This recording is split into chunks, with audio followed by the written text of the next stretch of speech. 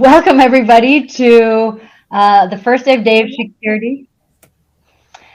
So we're here to talk about building personal brand and how to boost your career in this. And I'm particularly excited about this one topic because it has been a huge factor in my own career progression. And when I was thinking about what to pull together and what kind of amazing speakers to invite to the stage, I really wanted to highlight the conversation of how do we think about our personal brand and how do we use it to up-level our careers in security, but in any capacity. By introduction, my name is Masha Sedova.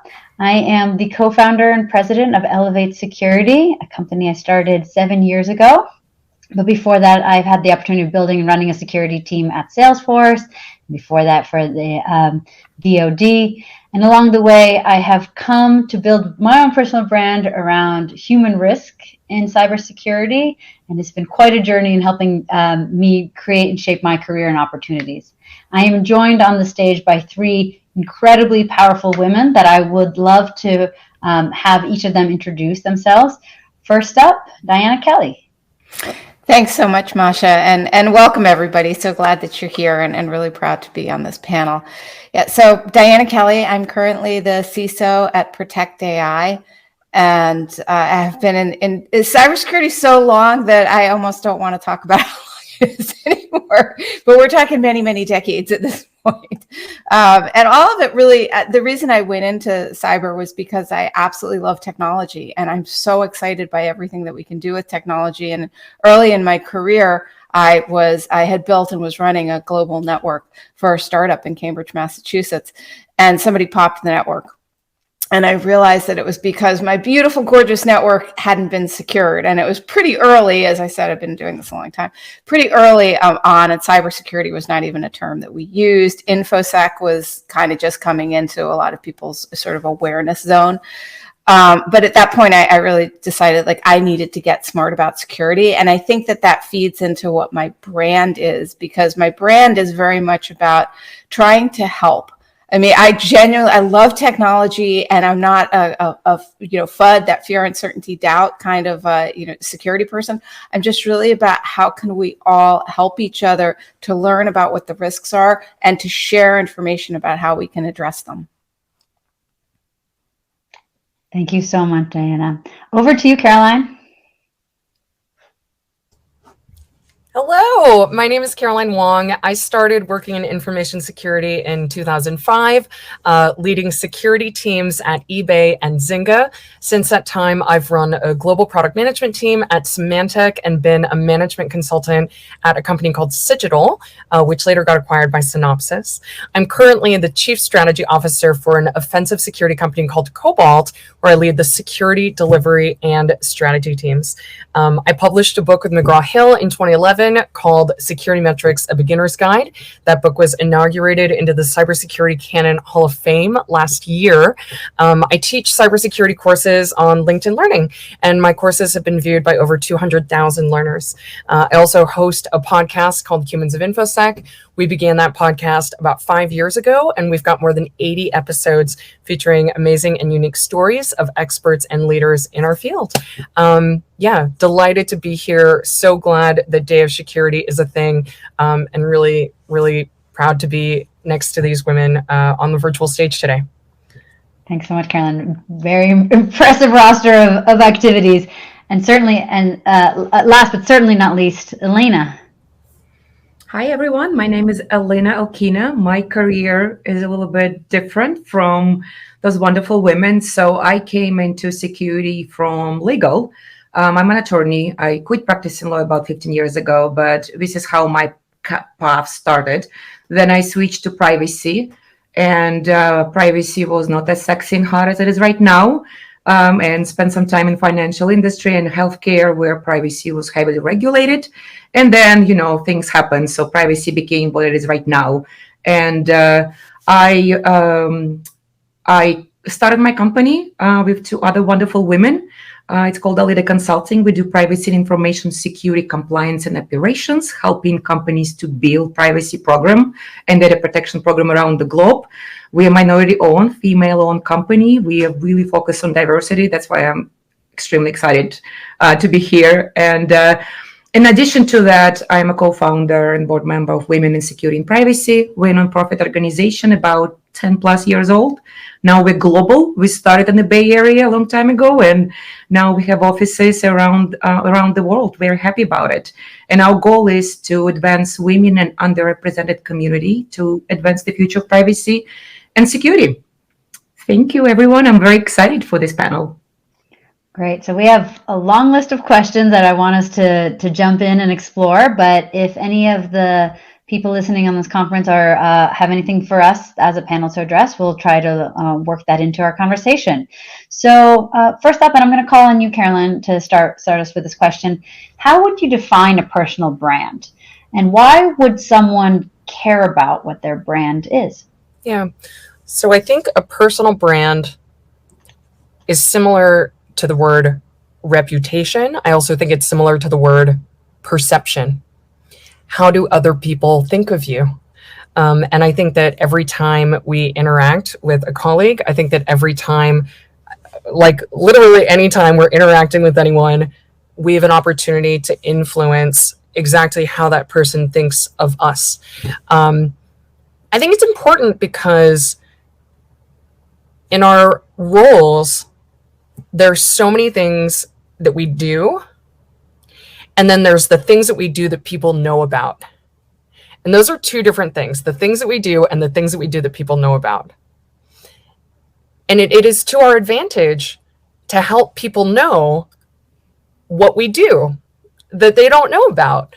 And I think that the reality of the world is that people make decisions about things like who gets compensation increases, who is considered for a new leadership role, who is considered for a promotion, who is put into a lead role, who is put into a decision-making position. These types of decisions often involve the opinions of other people. And every day we have an opportunity to influence the way in which we are perceived by others.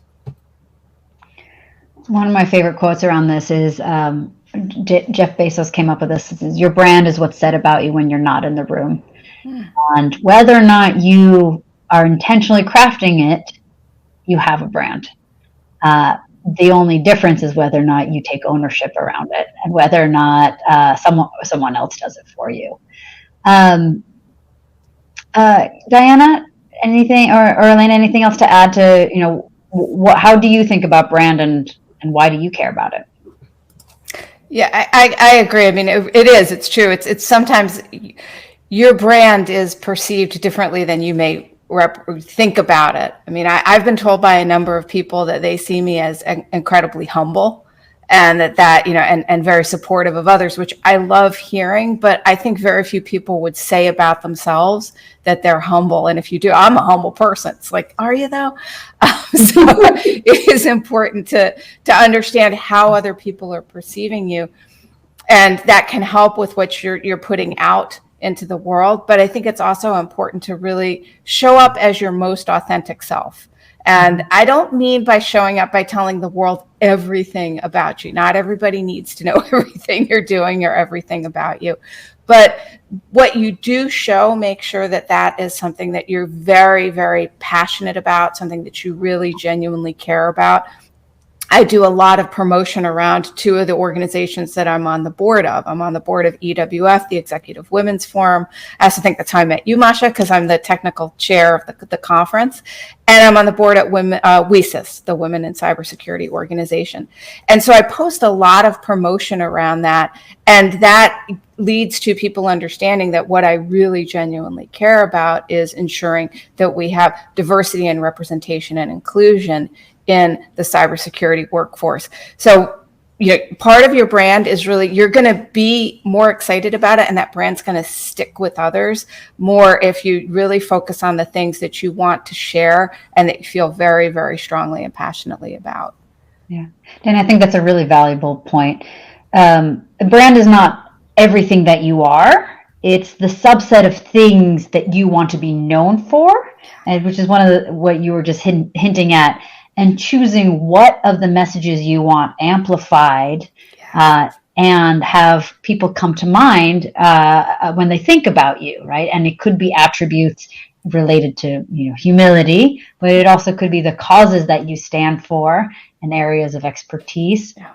I'd be curious if you were to summarize for each of the three of you what you think your brand is in the world. What are some of the attributes that are associated with you and your brand? And then secondarily, what do you do and what have you done to help shape it? What are some of the things you also intentionally still do to foster and help it grow? Elena, I'm going to start with you. Okay, well, that's a lot of questions. So I'll just start with the personal brand. And so I want to be completely honest. I think personal brand is such an interesting thing. It's like a baby. It evolves and it changes. And that's what happened with me. And maybe I'll briefly just kind of like when I was thinking about this topic and presentation,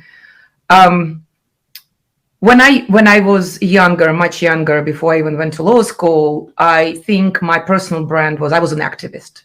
Human rights, demonstration, doing everything opposite, sometimes because of my silliness, sometimes because of very good cause, but they're just very active. And that's what I've been known for. Like, someone who will always voice my opinion, someone will always stand up. And I was growing up in Soviet Union where everything was absolutely not acceptable.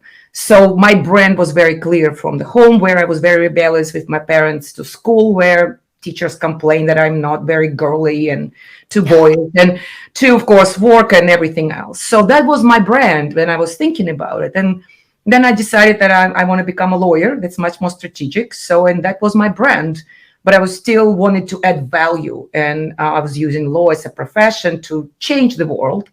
And then honestly, I got lost after that. Different things happen, disappointments, lessons learned. And I just was in a vacuum for a long, long time, not sure who I am, what I am, and what I want to do. And I was very grateful for this time, because that's what got me to find right people, right community, start my business. And I'm so grateful. The funny moment that I had to go to my third law school, when I went to Berkeley Law already, 10 years ago was my last degree, when I just went for LLM program, when I decided to quit practicing law. And decided to go into more business side. That's what we do right now. And I'm very grateful for opportunity outside of the loan piece, but it's an extremely valuable lesson. And I think those things really shape you. Sometimes I feel oh, I'm lost. This is not good. I was this is the best thing that can happen to you in some ways, because those are the moments that make us slow down and think and smell the roses, or whatever it is. So I feel right now,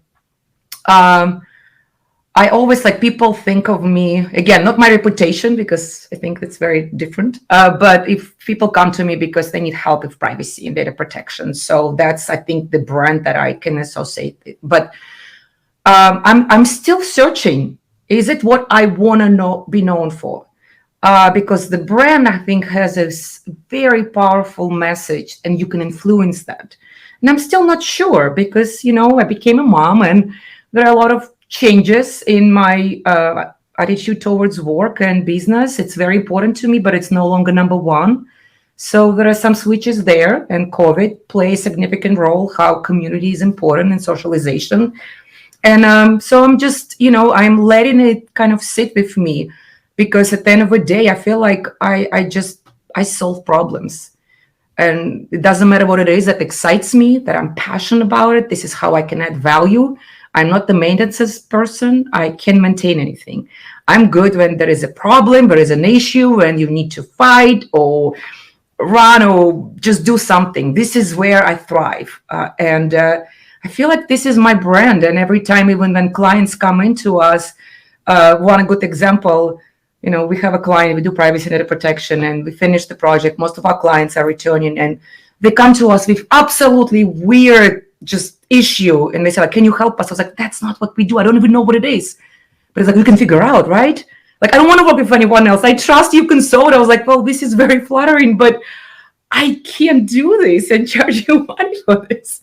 So it's just an interesting thing. And I know my friends also do the same. So I feel like my brand is more like just problem solver.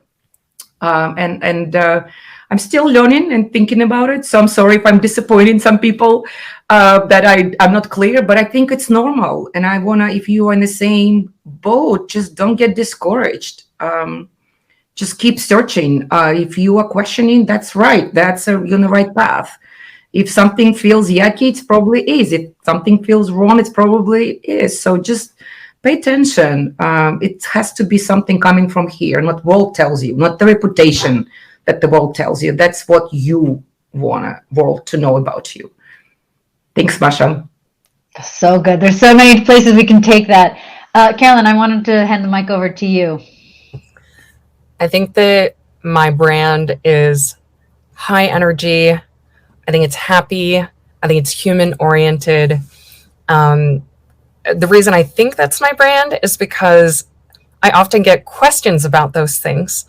Folks will say to me, where do you get your energy? And they'll say to me, wow, it really seems like you like what you do. And I do talk a lot in various public forums. I'll give talks on, I did a talk called Self-Care for Security Professionals. And in that talk, I was very sort of open about my personal life. And that's a part of me that today I'm really comfortable sharing. When people ask me how I get my energy, I say, I try to do things that I enjoy and I try not to do things that I don't enjoy. And then the energy just comes naturally. I totally agree with Elena that it's something that changes over time. And it's been really different at various points in my life. But I think most recently, that's how I would characterize it. My guess anyway. I think it's an interesting question to ask any particular person what they think their brand is, because as we've been discussing, it's kind of not up to you. So that's kind of my best guess. Great, thank you. Diana? Yeah, I love the idea that it does. I think it definitely evolves over time. There are some things that are through lines, like, if your brand is helpful and supportive and inclusive, and that's how you always show up, that's generally going to be a through line. That's who you are as a human being. But when you think about career branding and who you are in your career, you may change over time. You may be practicing as a lawyer, and then you're branded as this legal expert. Well, if you change your career, now you're going to be branded in a different way. Now you're an entrepreneur if you're Elena, and a go-to person for that. And in my case, I'm pretty technical, and I'll focus on different areas that are really interesting at the time. So there have been times in my life when I was the research analyst at Burton Group, for example, focusing on application security. So loving everything that Digital was doing, for example. And, at that point, it was like, well, Diana, that part of my brand was research analyst and AppSec.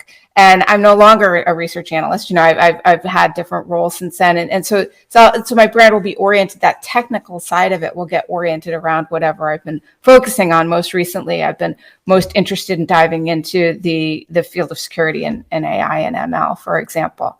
I think there's another side of brand too, because a lot of what we're talking about with brand, I think we're kind of, at least when I've been talking about it for now, maybe I'm just the only one, but it's sort of more what people think about us on LinkedIn, for example, or people think about us on Twitter. There's also your personal brand with the people that you actually do work with.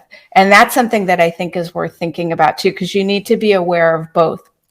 And the people that you work with are going to see you as a certain way. And for me, I tend to be the problem solver, the person who's going to show up on time and deliver. And if we need to throw a talk over the wall on almost any security topic, that Diana will do that. It's like, we need somebody to fill in, give it to Diana. I'm like Mikey in the Life commercial that way. So that's good to know too, that how your colleagues think of you in the different jobs that you go to, because that's also part of your brand. That's wonderful. I want to share just one story around why, for me, brand is so personal. I had recently switched my career from working as a cyber analyst, and I had joined Salesforce, where I was building a team focused on what was then security awareness and training. And I really was thinking about the problem in a really different way. And in full transparency, I was having a lot of difficulty getting traction with my program internally. My peers were not really recognizing the work that I was doing internally. And so I started submitting to talks externally. I remember I talked initially at an ISACA, and it was really well received. And I realized, oh, I'm actually doing something that other people care about. And I then went to another regional ISACA, and then I did an ISSA, and then I got invited to speak at RSA. And it was my presentation at RSA that finally got the attention of my internal peers of the fact that the program that we were building internally at Salesforce was actually this really innovative thing. And it took the effort of being externally recognized through a brand that I was building through the security community for me to come back to my coworkers and for them to actually be quiet long enough to have me tell them, what I had envisioned and get their buy-in and support around this. And that was it was a really big lesson learned, right? Sometimes brand, you have to get out of the box to get other people to reflect back some of the work you're doing. And a couple of years later, one of the ways that investing into brand for me has been so valuable was we were fundraising with venture capitalists for Elevate Security, a company that I'm a co-founder of.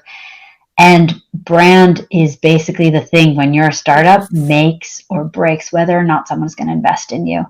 And I remember sitting across from a venture capitalist who said, oh, my daughter's boyfriend works for Salesforce, and I asked him if he knew you, right? This is like a person who I had never crossed paths with, didn't even work. And he said, and he thought really highly of you, so we're going to have this conversation. So I took this meeting, right?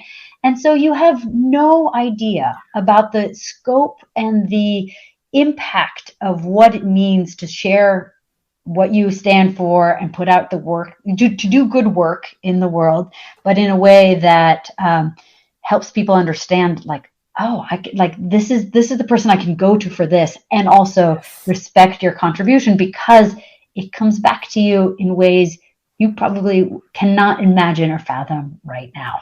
Yeah. So I have a couple of questions. I'm going to jump off onto that, but any final thoughts on this particular note before we jump into another question for us? Just want to say, wow, Masha, I didn't know that piece. That's so impressive. Well, no surprises here. Sorry. Just wanted to share. Yeah, it's a good, surprising lesson to learn. Fortunately, what ended up in our favor. All right, next question. And Elena and Caroline, you both hit upon this in your previous talk moments. How do you build your brand as your authentic self without oversharing? It's a very fine line to walk, and especially as we have all parts of ourselves being mothers and partners, sisters, friends. How do we hold that line of authenticity, but don't cross it? So, Caroline, I'm going to turn it back to you to start. What a great question. I think that the first question that I ask myself is, am I comfortable sharing this with this other person? And if the answer is no, then it's like, okay, then I probably shouldn't share it.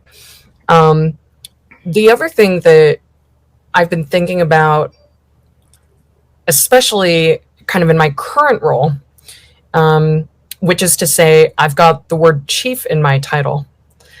And I do present myself differently under different circumstances. So the way that I am when I'm in a board meeting is different than the way that I am in a company all hands, is different than the way that I am on an internal prep call when we're getting ready to speak with a customer, is different when I'm, at dinner with my peers. And so there is a different sense of, I have different levels of information that I choose to share with different people. And a lot of that has to do with what's my relationship to this person or this group of people. The other thing that I think is something that took me a little longer to recognize for myself. I'm like really highly extroverted, in case that's not super obvious. And I actually tend to be a little bit of an oversharer. And I've actually experienced times when I've shared like a little too much and it actually made another person uncomfortable. And so that's something that I've learned from. And now I just like pause for a moment before I just like blurt out something, because it's actually just the way that my brain works. If, for example, Diana were to say something and it reminded me of something, in a moment I'd jump in and I'd share it, but that may or may not be helpful, that may or may not be relevant. And so I do just pause and check in and say, hey, is what I'm about to share going to add any value to this relationship? And then if the answer is no, it's extraneous, then now I'm learning to just hold it back. Sometimes it's just unnecessary. But that's me as like a severe extrovert. Of course, I expect that other people with different personality types might actually have, a different experience of it. But that's what it's like for me. Diana, anything you want to add on authenticity and brand? Yeah, I think, Carolyn's really getting to the really important aspect, which is that you don't have to comment or share everything. So if you're on LinkedIn and you see somebody who is saying something that you disagree with, just stop, as Caroline said, was saying, stop it and ask yourself, do I need to comment on this? If you feel very strongly and you disagree, then of course you do. But we don't have to respond to everything that's out there. We don't have to share everything about ourselves, because sometimes what we are and who we are could potentially interfere with the message we want people to hear. And let me be very clear by what I mean by that. So I care about security and securing data. I have for a huge portion of my life, and I really want others to understand how to protect their information and get, be able to use technology safely. What my political views are, especially in this time in the United States, if I was out talking about my political views, it's very possible that by going and presenting that very strongly, people might not be able to listen to what I'm saying about cybersecurity. Does it mean that I won't tell you my political views? It doesn't. I mean, if people come and talk to me, most people do that get to know me, do know my political views, but I don't go and do that out on LinkedIn, because I don't want to distract people from the message that's the most important to me, which is helping people understand how to secure their data. So I think people, thinking about that, in no way do I mean lie about yourself, not stand up for what you believe. That is not the point I'm trying to make. I think it's just what Caroline was saying is this something that you need to share with everybody else right now? And remembering that out on social media, it's going to last forever. It's going to be there a long time. So just thinking about how you present the messages and what you want people to hear. And that, I think, can help. And again, not being inauthentic, but really making sure that what you choose to share is something that's going to help really promote the message that you want to get across the most strongly. But you can have a little fun with that. I mean, I this may sound weird for someone who just said what I just said, but for example, once I was giving a talk down in Texas, which is a very meat-oriented place, and I took the stage to give the talk, and because of something I said and where I started to go, I said, "Oh, and by the way, I'm a vegan." And I looked at the audience and I said, I know you hate me now, right now. That's okay. I'm sorry. And then I kept going. And I think that was fine. The audience and the way we interacted, the way that was responded, they got it. They understood, and they could still continue to hear my message. So when I say that, it doesn't mean being inauthentic. It's just kind of reading the room and being careful about what you share and when you share it, and understanding that something on LinkedIn and Twitter, it's really hard to read the room when it's the world. Masha, if I may jump quickly, I wanted to add something because it's just such a thoughtful comments, Carolyn and Diane, and I want to just add something because I'm wanting something practical in case someone just searching for tools. I'm always thinking that sometimes we're talking about sharing, right? And sharing can take many different ways. Sharing may be verbal, maybe on the internet with words written, but also it's the way we act. And I feel like showing the way, maybe not sharing, but showing the way to your brand, maybe that's going to be easier. And I'm saying it specifically for women. I feel like for me as a woman, it's harder sometimes. Like, sometimes it's harder to be more confident. Sometimes if I want my brand to be confident, sometimes if I'm an expert and, sometimes it may be hard, especially if I'm a male dominated industry. So there are certain challenges that I think for some of us women might be more challenging, and we learn to overcome them with time. But showing might be great. And like, let's say if you want to be an expert, just really take time to get to know your stuff. And so no one, like, you're so great, no one can deny it. Like, it doesn't matter how they don't like you or the way you talk, or you just kill them with knowledge and with kindness. And that's your brand. You're not saying anything. You're not personal. You're just giving them what they need, and they will love you to death after they hate you. So, but that's the brand, and we have a power over it, I feel like. So another way, it's like, sometimes younger, like part of WISP, younger security and privacy professionals come and ask, how can I build my confidence? Like, this is also part of your brand. And just say, like, start with your own body. Like, just, do the bear pose or whatever it is. Like, just physiology. Everything is right here. Psychology is 80% of success. 20% is action. So just change your physiology, and you don't need to be cocky. You don't need to be, over super confident, but just change your posture. Like, just, you don't need to, talk a lot to feel confident or be confident. In fact, it can be opposite. You're given 2 ears and one mouth.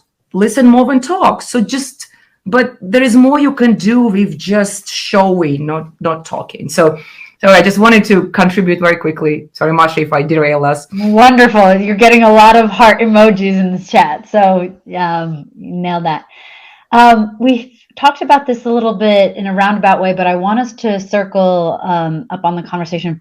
Well, how do I understand what I want my brand to be? So part of building a brand is to understand what you want to be known for. How did you go about in your career figuring out what that is? Elena, you shared a little bit with us about the journey of, lawyer to the vacuum and then getting to where you are now.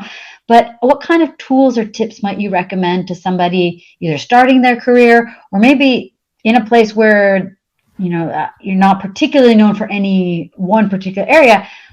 How should someone think about defining their brand so that they are the go-to knowledge person, as Elena was saying, that whatever you can share is undeniably useful for the person on the receiving end? Does anyone want to start with that one? I can start. Oh, Caroline, go ahead. No, please, Elena. So I was just thinking, so I would start with someone that you admire. And maybe that's a good start. It can be someone, your friends, your parents, and maybe find commonalities. What is it? I also would not ignore someone you despise, really dislike, and think about it, because usually, well, that's not my opinion, but psychiatrists and psychologists and all the books that I read, they talk about if you don't like someone, there is something that you have very similar with them, or you lack in it. So, and you're just a little bit jealous. So think about those people, even more importantly, like, what is it? There's one person, sorry to get political, Trump, I cannot get the feeling, what is it that we have in common? I have no idea. Maybe we talk too much. So, because I cannot do that. But so I would start there. But there are many great books. I'm happy to find and share them in the chat later. There are exceptional organizations. I know there are a few organizations here when I was part, and right now I know a lot of them are virtual. For example, LWT, there are 2 programs. I think one is Willpower. It's really about like brand development and just positioning yourself for successfully with like junior, mid-size level career. And there is more executive level, high power. So there are like workshops. What do you want to be known for? So I can also share some links, but my life, one of the biggest influencers in my life that I kind of like outgrown a little bit, but Tony Robbins. So it's not for everyone. He's handful, very energetic, very powerful. Sometimes can come across as like too much, but it worked for me. I needed that kick. I did all his programs, and there is a lot about psychology. It's a lot about diving in inside yourself, and I think that's the key. Just look inside and feel like, what is it that I want, and maybe just it can be a good start.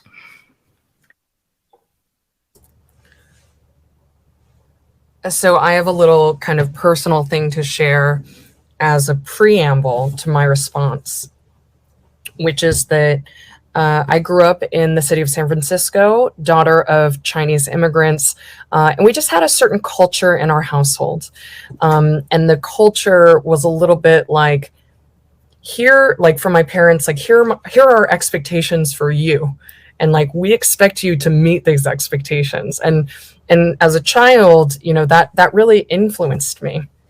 And the way that specifically it influenced me was there were some things where my parents expected me to be a certain way.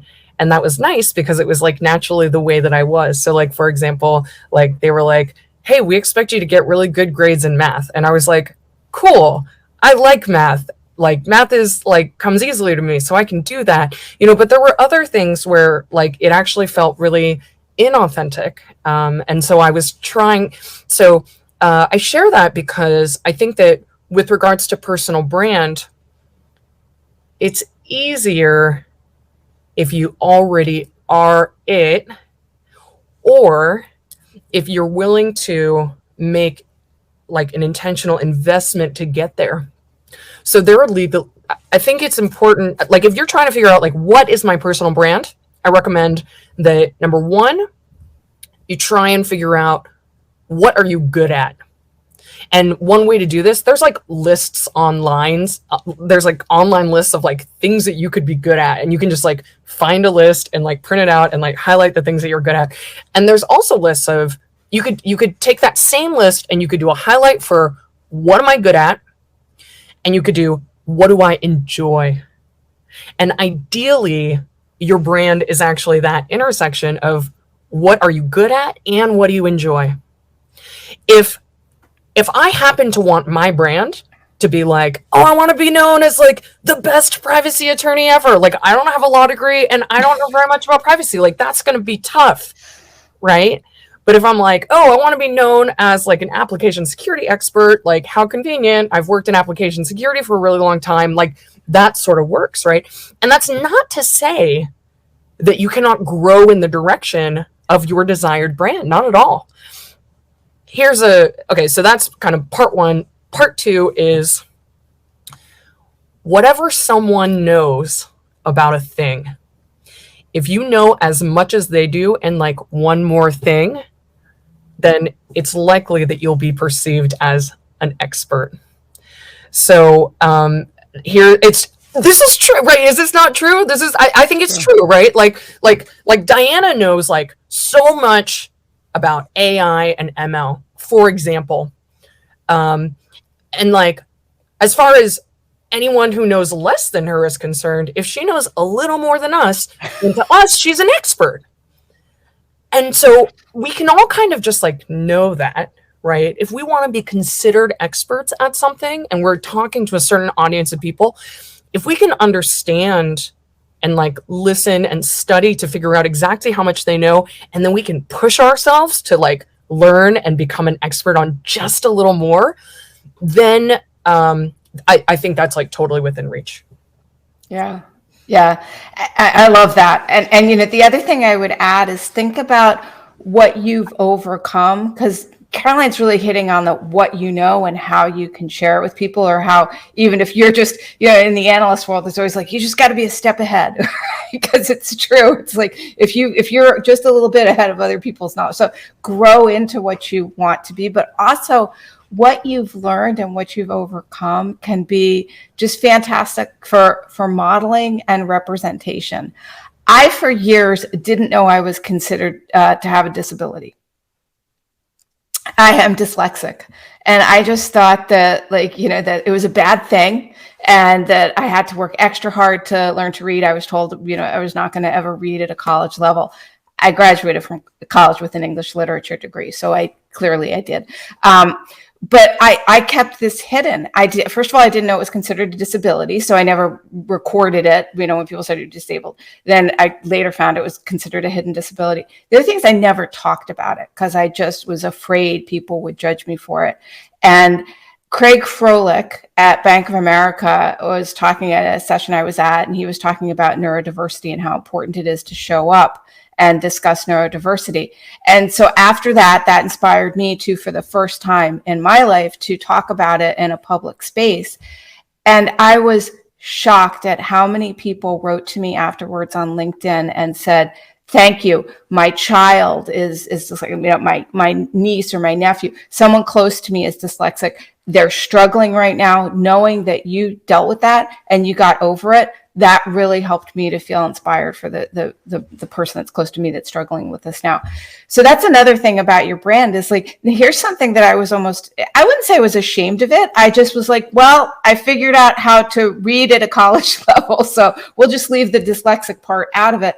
And then I realized it was something that actually it's part of my brand now. People know I'm neurodiverse, but also it helps others. So think about that. So it's having a little bit more knowledge and sharing it with others, technically, but also what is it about who you are and how you've accomplished things in your life that may help others? Because just showing up with that can really, I think, be very inspiring. We've already heard that, right? We've seen the heart emojis from those personal pieces that Elena and Caroline have shared.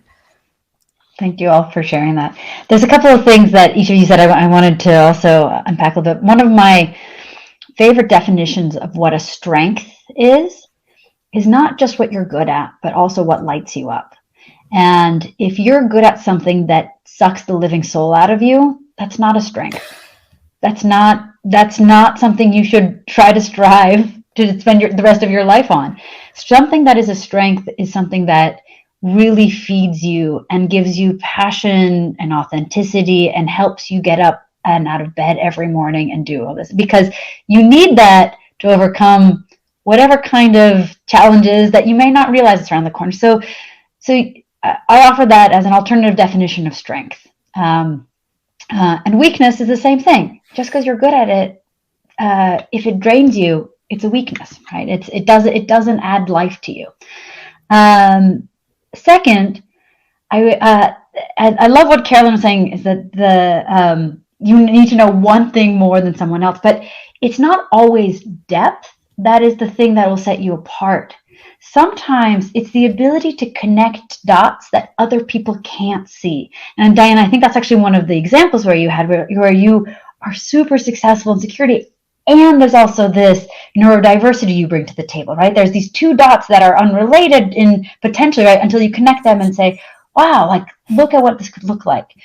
For me, one of the things that I realized in my journey, the problem I couldn't stop seeing was the human side of security. I had all of these peers who spend all their days looking at network diagrams and logs, and I was bored out of my mind. And I thought this is what security had to look like, incident reports. And I kept looking around and saying, Jesus, all these human beings making mistakes. And it's people attacking people with a bunch of technology. Why doesn't anyone talk about the human side of security?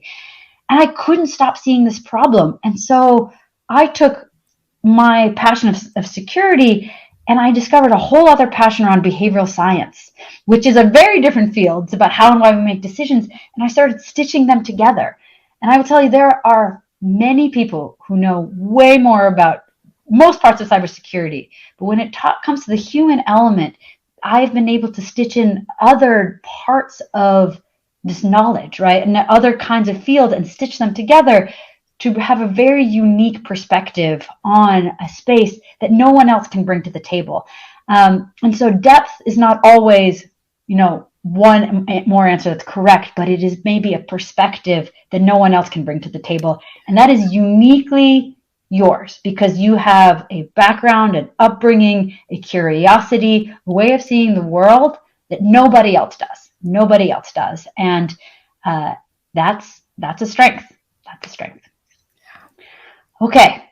Oh, so many places to go, but I want us to move into a related question.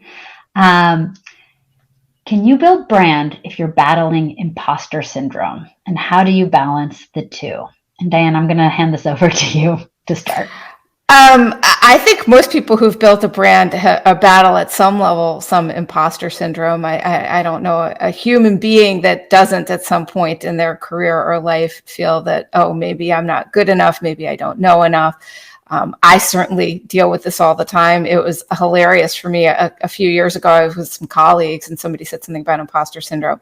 And I sort of like, I guess I made an odd face, and so he said to me, he's like, oh, let me explain imposter syndrome to you. And I was like, oh no, I get it. Okay. I know. So I think we all feel it. The most important thing to know is that we are all, it's just part of humanness to feel a little bit like maybe I'm not enough, especially in the fields that we're in. Security is technical field, a lot of stuff coming at us all the time. You can't be an expert in every aspect of it.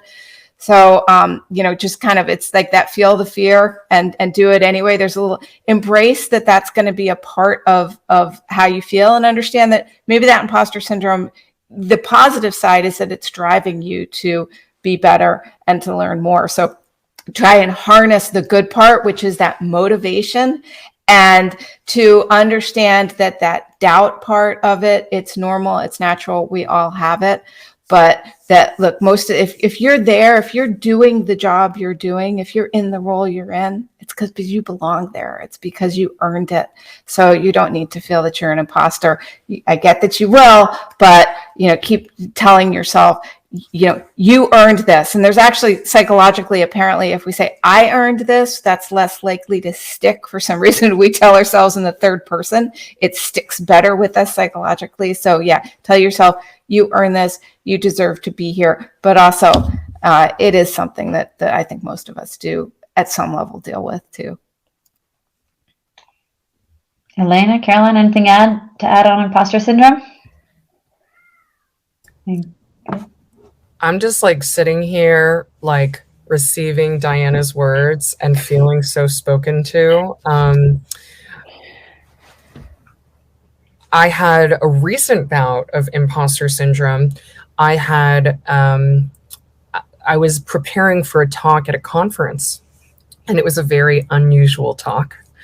And it was due to the unusual nature of the talk that I was feeling some imposter syndrome. I thought to myself, are people going to think I'm silly? Are people going to think this is absurd? And I was actually, I was confiding in a really good friend of mine who's also in the industry. And I think this is a tool that I use when I'm having imposter syndrome, is like, I tell a friend who cares about me and who I trust. And we were texting, and she wrote back to me. She said, wow, you're maybe the most skilled application security person I know. Your credentials are impeccable, and and have implemented so much. It's amazing when the most awesome people have imposter syndrome, because the rest of us are thinking, what? And the topic was what cybersecurity practitioners can learn from tarot cards, which is like a really weird topic. And it's something that I happen to be really highly passionate about. And I think that sometimes imposter syndrome can be a good sign, because sometimes what it signals is that we're stretching ourselves. And I couldn't agree more with Diana that there's a way in which you can take those emotions of what might be characterized as anxiety, and you can, I think there's like a really fine line between anxiety and excitement, despite the fact that one is, thought of as more positive and another is thought of as more negative. Like, I think anxiety and excitement are often very, very similar feelings, and you can use that for fuel. And so I was really nervous. I was like, people are going to think I'm foolish. People are going to think I'm, whatever. And I kind of use that, and I just like made my talk really good. So I do think that it can be, we have an opportunity to see the feeling of imposter syndrome, which I think is very, very natural, as a normal and healthy stage of growth. And I think we have an opportunity to reach out to a friend that we trust and tell them all about it and have them reassure us, and then to just take that nervous energy and put it into making our work super awesome. That's wonderful. So we're just a few minutes out from the end. So we talked about career expertise, solving some meaningful problems, tackling your own inner butterflies and imposter syndrome to get ahead of and to channel that. In addition to those elements, what are some other maybe practical skills like writing, public speaking? Some of you are on board, some of you have podcasts, some of you write books.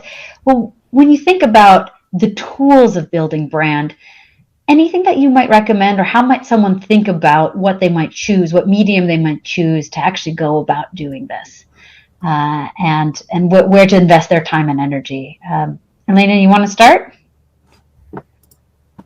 Yeah, so thank you. I'm just trying to think. The medium, I'm not very good with social media, so that's kind of a hard one for me. But I think knowing your audience, I don't want to just put it all about others, but it's kind of nice because you want to convey certain message that is important to you, right? About your brand. And you want to find people who will appreciate it and recognize it, or you might add value to them. So I'm always thinking, find your audience. Where is your audience? If you're a professional, maybe it's LinkedIn. If you are building something, I don't know, maybe you have like e-commerce, maybe it's more Instagram. Don't know about TikTok much. So, but just thinking about where is your audience? Who are your buyers, right? If it's more professional. So I would think, I would start there from your audience. Just follow the money or follow the audience. Another piece I would say, if there are some other components that you need to build and you really want to see, like, let's say you're doing like podcasts or interviews, record yourself on video. Right now it's just so easy. Like, record yourself a few times and see and observe what is it that you're conveying, what energy. Show it to others, tell them, ask for feedback. One of my friends, sometimes every year, she sends 5 questions to all her friends network, and like, tell me what I can work on. Like, it's variations of it, but it's kind of interesting. It's nicely written, and I've seen some questions like this about the brand. So it's more about personal skills and shortcomings and how to evolve them. Might be helpful. Just like sending questions to your friends, like 2 questions, like, can you take 5 minutes to think about me? But I always feel like it's about you. So don't rely on others that much. Others can help you, but they also will influence you. And if you, like Masha said, you're not going to be in your own skin, you're not going to be happy. Doesn't matter how good you are at that. So it has to come from you. So I'm going. Diana? Yeah, so 2 things. One is, first, I would look at joining groups, communities, nonprofits that are doing things that really matter to you, because you're going to be around other people that have that same passion for mission that you do, but also then you start to be associated with working with those organizations. I didn't go out to become somebody that said, hey, I want to talk about diversity in cyber. Diana, can you talk to us? It was, I really wanted to help, WESIS and EWF and the mission. So that's one big thing. The other one is that as far as like your output, your product, I have co-authored 2 books. One was sold actually quite well. I have been the host of a weekly podcast. I have a monthly podcast now. I have written a daily blog. None of that really seems to have helped with my brand that much. Those weren't things that people attached to me brand wise. It was the communities I'm part of and support and I'm active in, and my public speaking. The going out, what I speak about at an RSA or way back when I was still speaking at Black Hat, those kinds of, it's that getting out there, the public speaking, and that gets thrown up on YouTube. I literally got my job at IBM because the hiring manager, Caleb Barlow, this is the kind of person he is. He couldn't hire for the job he wanted. He went on YouTube. He saw me giving a talk. He said, that's the person I want to hire. And he cold emailed me. I thought he was crazy. Luckily, I knew somebody at IBM that knew him and said, that's Caleb. But so, yeah, those are the two things for me, at least, is that writing a book is great. It's a lot of work, but for me, it's the public speaking and the community that really have had the most impact. Wonderful. I think we're getting the hook off the stage. We have so much to share. So find us on LinkedIn. For those of ladies, please add your email if you're interested in having folks reach out to you, however you'd like follow up. Please add it to the chat. Thank you all so much for your time, your open vulnerability, your stories. Wonderful to hear your journeys. It was a pleasure talking with you today. Take care. Thank you.